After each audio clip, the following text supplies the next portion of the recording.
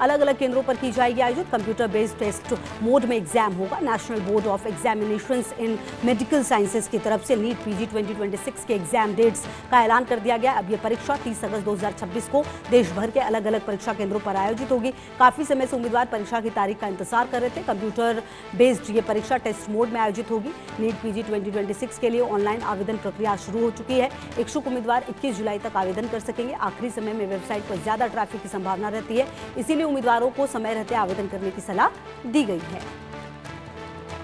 और अतुल की भी मौजूदगी मेरे साथ है। अतुल, 30 अगस्त को नीट पीजी 2026 के एग्जाम होंगे। काफी लंबे समय से इंतजार कर रहे थे छात्र इस तारीख का, लेकिन एक बड़ी चुनौती होने वाली है इस एग्जाम को भी कंडक्ट कराना, वो भी बिना किसी गलती के।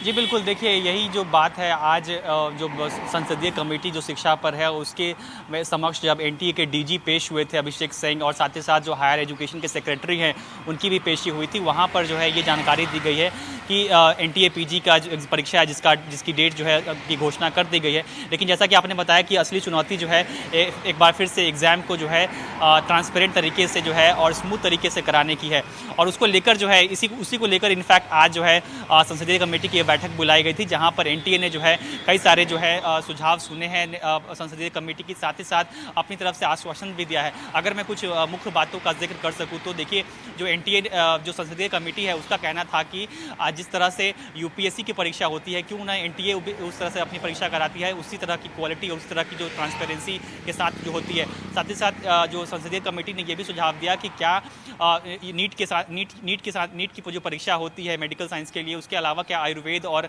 जो तमाम और जो परीक्षाएं जिसके लिए एनटीए कराती है, क्या सबके लिए अलग अलग परीक्षाएं जो है एनटीए नहीं करा सकती, जिस पर एनटीए का कहना था कि नीट की परीक्षा के साथ साथ ही रिजल्ट्स पे ही इन सभी में एडमिशन होता है और उसको अलग कराना संभव नहीं है। हालांकि एक सुझाव जो संसदीय कमेटी का एनटीए ने मान लिया है कि परीक्षाओं को जो है अलग अलग फेजेस में कराया जाए, ताकि एक साथ तमाम देश भर में जो तमाम अरेंजमेंट्स को लेकर जो चुनौती सामने आती है वो ना हो। लेकिन जो एक अहम जानकारी जो आप आज संसदीय कमेटी में एक बार फिर से एनटीए ने दोहरा दी है कि अगले साल से नीट यूजी की जो परीक्षा होगी वो कंप्यूटर बेस्ड टेस्ट होगी।